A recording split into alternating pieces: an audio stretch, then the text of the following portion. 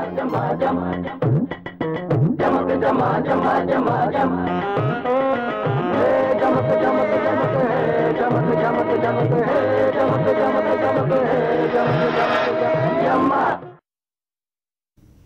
To ఆవకాయ బిర్యానీ. అంతా నేనే చేశానంటున్న జానారెడ్డి, ఆయన గొప్పేమీ లేదంటున్న పాల్వాయి పేషెంట్లను బెంబేలెత్తించిన నరసమ్మలు. పలకలతో సెల్ఫీ, చంద్రబాబు కొత్త ఐడియా, నచ్చకపోతే ఇంకుతో కొడతామంటున్న రాజకీయ నాయకుల మాటలు, తూటాలు, గిరీశం యాదగిరిల కొంటె ప్రశ్నలు, తమాషా ముచ్చట్లతో ఇవాల్టి ఆవకాయ బిర్యానీ రెడీ.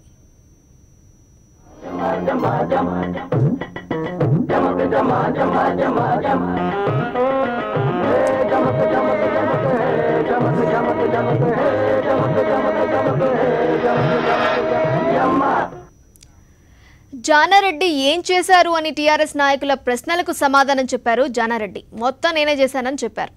కాంగ్రెస్ పార్టీ ఏం చేసిందో అదంతా నేను చేసినట్లే అని చెప్పారు. ఆనాడు తాము చేసిన పనులే కేసీఆర్ ఇప్పుడు కొత్తగా ప్రారంభిస్తున్నారని తేల్చేశారు. విషయం ఏం లేనప్పుడు ఏం మాట్లాడాలని ప్రశ్నించారు. నమస్తే సారు, బాగున్నారా?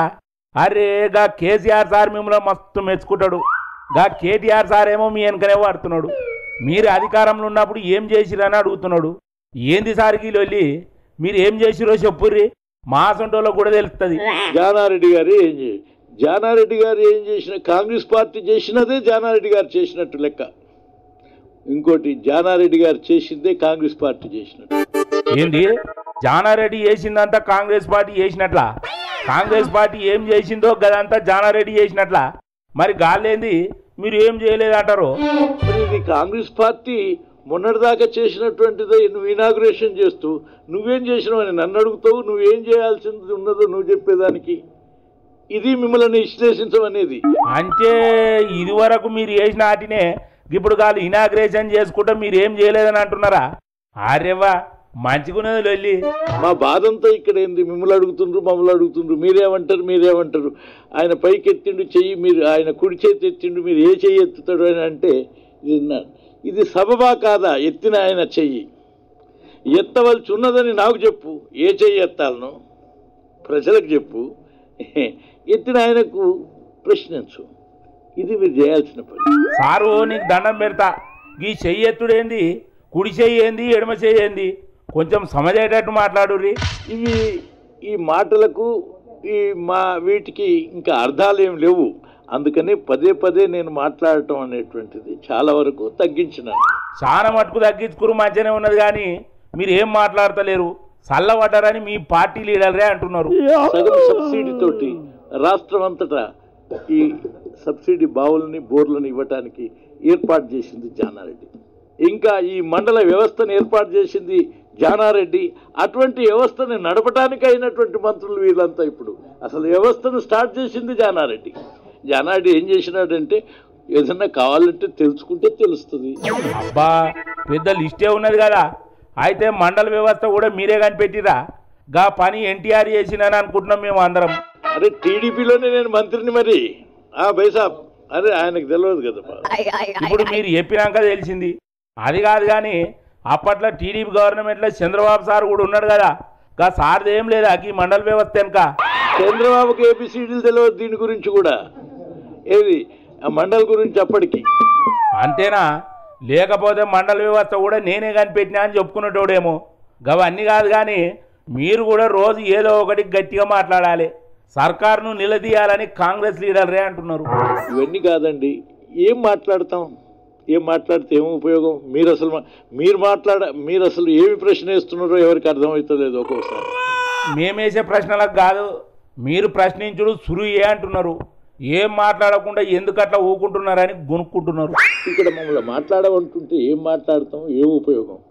ఓ రోజు 2 డోళ్ళు తీసుకొని కొట్టుకుంటూ పోవాలి. అటు కొట్టుడు ఇటు కొట్టు. అమ్మో సారు నీకు దండం పెడతా. డోళ్ళు కొట్టుకునే డోళ్ళు మస్తు మంది ఉన్నారు. ఇక మీరు కూడా డోలు తెచ్చుకుంటే గళ్ళకు పోటీ అవుతారు. ఇప్పటికే మాకు షోలు సిల్లులు పడుతున్నాయి. మాట్లాడితే మాట్లాడుర్రి, లేకపోతే లేదు. డోలు మాత్రం కొట్టకుర్రి, సరేనా? ఇక పోయేస్తా.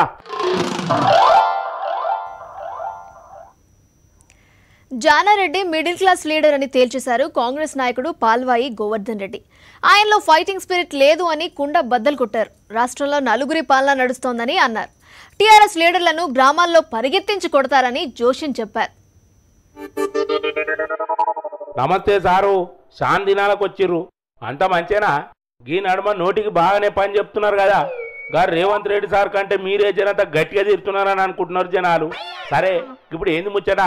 తర్వాత నేను మన సోనియా గాంధీ గారిని కూడా కలవడం జరిగింది. సోనియమ్మను కలిసిరా?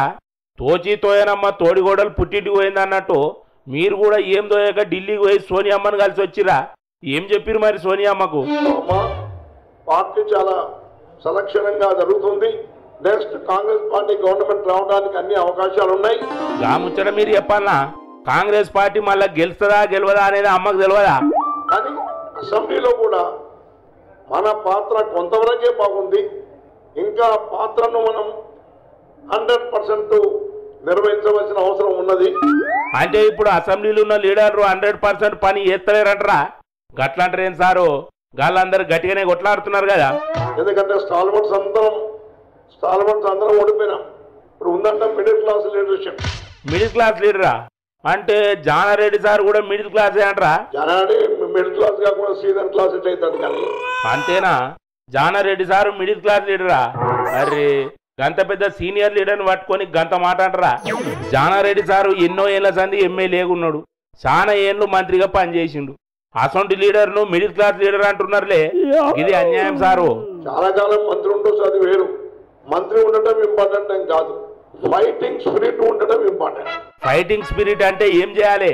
కేసీఆర్ తోని కుస్తీ పట్టాలనా?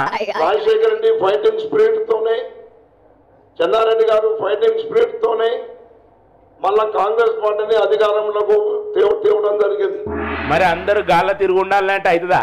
ఎవ్వరితోని ఫైటింగ్ చేయకుండా పెద్ద మనిషి లేకుండాలనేది జానారెడ్డి సార్ ఆలోచన. ఫైటింగ్ స్పిరిట్ లేకపోతే నువ్వు అసలు అధికారాన్ని సాధించడం కల్లా. ఇగో సారు, ఫైటింగ్ స్పిరిట్ అనేది మొదటి సంది ఉండాలి. ఈ వయసులో పోయి ఫైటింగ్ ఏమంటే ఏం చేస్తారు, ఎట్లా చేస్తారు? ఇక ఫైటింగ్ ముచ్చటి ఇడిచిపెట్టుర్రి. కేసీఆర్ సార్ పరిపాలన ఎట్లున్నదో చెప్పుర్రి. చంద్రశేఖరరావుకు అసలు తెలియదు, మిడిమిడి జ్ఞానం, తెలుసుకునే ప్రయత్నం చేయడు. ఏం తెలుసుకోమంటారు? ఏమన్నా తెలియకపోతే తెలుసుకోవాలి కానీ అన్ని తెలిసినాక తెలుసుకునేది ఏముంటది?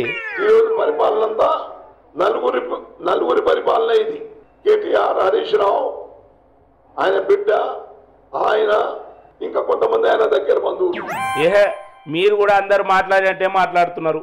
అసలు రాష్ట్రంలో పరిపాలననే లేదని మీ కాంగ్రెస్ లీడర్ అంటుంటే నలుగురు పాలిస్తున్నారని మీరు అంటున్నారు. గ్రామాలకు పోతే మంత్రులు కానివ్వండి, ఎమ్మెల్యేస్ కానివ్వండి, ఎవరిని కూడా రాళ్లతో కొట్టి పరిగెట్టిస్తారు.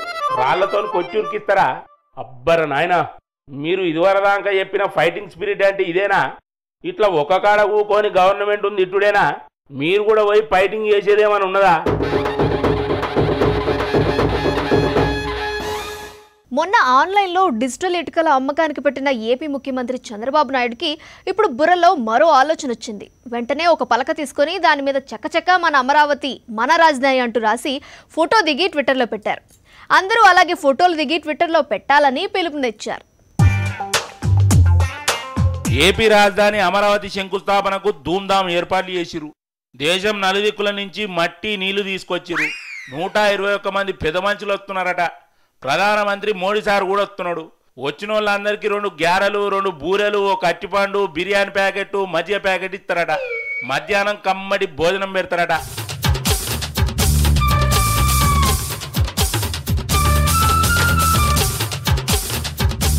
రాజధాని నిర్మాణం కోసం ఆన్లైన్లో డిజిటల్ ఇటుకను కొనురని చంద్రబాబు సార్ కొత్త ఆలోచన చేసిండు.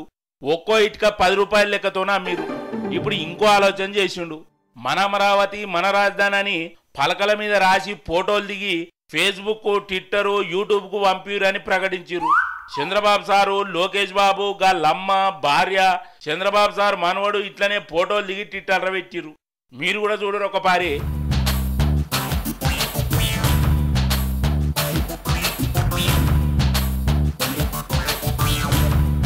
ఐడియా మంచిగానే ఉన్నది కానీ గట్లో ఫోటోల మీద చాక్ పీస్తో రాసి వాటిని చూపెట్టుకుంటా ఫోటోలు దిగితే ఏరే తిరిగా కొడుతున్నదని కొందరు షోలు కొరుక్కుంటున్నారు. ఇక రాయలసీమకు రావాల్సిన రాజధాని ఎత్తుకపోయారని బైరెడ్డి రాజశేఖర రెడ్డి లొల్లు సురువు చేసిండు. శంకుస్థాపనకు ఎవ్వరు పోవద్దని గా రోజున బ్లాక్ డేగా జరుపుకోవాలని అన్నాడు. అనుడే కాదు, నల్లాంగిలు వేసుకొని శ్రీకృష్ణదేవరాయల విగ్రహం కాడ ధర్నా చేసిరు.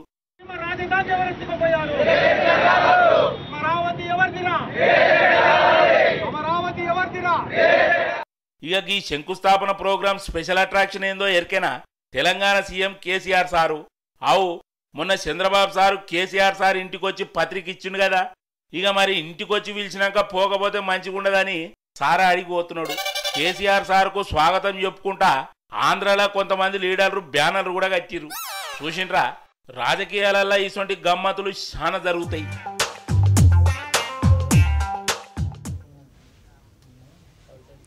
వాళ్లకు నచ్చని పని చేస్తే రెచ్చిపోతారు, కానీ ఆ పని చేసినా కొట్టరు, తిట్టరు. కామ్గా వచ్చి ముఖానికి నల్ల రంగు పూస్తారు. నీకిదే తగిన శిక్ష అని ప్రకటిస్తారు. ఇంకెవరూ అలా చేయకూడదని వార్నింగ్ ఇస్తారు. తాజాగా ఢిల్లీలో ఓ ఎమ్మెల్యే ముఖం పైన రంగు పడింది. రషీద్ ఎవరు? ఆ రంగు పూసింది ఎవరు? ఈ నడుమ కొంతమంది అంతా గమ్మది ఎత్తున్నారు. నల్ల రంగును సీసాలలో నింపుకొని తిరుగుతున్నారు. ఎవరన్నా గట్టిగా మాట్లాడితే గా రంగు తీసుకుపోయి గాల ముఖానికి రాస్తున్నారు. ఇగో ఈయనెవరో ఎరికేనా? ఈయన కాశ్మీర్ ఎమ్మెల్యే షేక్ అబ్దుల్ రషీద్. మరి ముఖానికి గీ నల్ల రంగు ఏదంటరా? గదే చెప్తున్నా. గా నడుమ గీసారు శ్రీనగర్లో బీప్ పార్టీ ఇచ్చిండు. దాని మీద నారాజైన బీజేపీ ఎమ్మెల్యేలు రషీద్ సార్ మీద దాడి చేసిండు.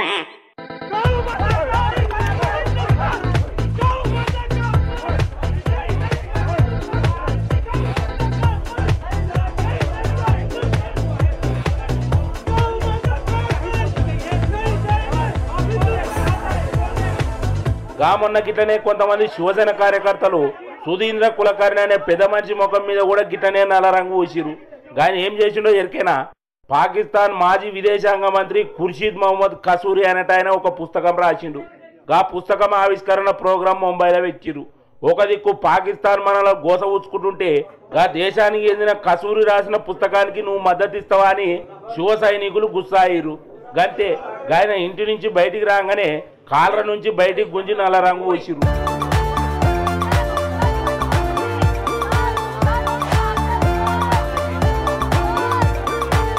అరే ఏమని ఉంటే ఊసోని మాట్లాడుకోవాలి కానీ ఈ రంగులు ఊసుడేంద్రబాయ్ అని చాలా మంది ఆశ్చర్యపోతున్నారు. కానీ గా శివసేన పార్టీ నాయకుడు రియాక్షన్ ఏందో ఎరికేనా? వెరీ గుడ్, మంచి పని చేసిరు అని కులకర్ణి ముఖానికి రంగు ఊసిన వాళ్ళను మస్తు మెచ్చుకున్నాడట. ఇక మరి గిట్లనే అందరూ ఒకరి మీద ఒకరు నల్ల రంగు ఊసుకుంటూ పోతే ఎట్లా కావాలి? ఎటు నుంచి ఓడొచ్చి ముఖానికి నల్ల రంగు ఊసిపోతాడో తెలియదు కదా. అందుకే జేబులలో టర్పెంట్ ఆయిల్ బాటిల్ పెట్టుకొని తిరగాలి. ఎవడన్నా రంగు ఊయంగానే టర్పెంట్ ఆయిల్ తోని కడుక్కోవాలి. ఎట్లున్నది ఐడియా?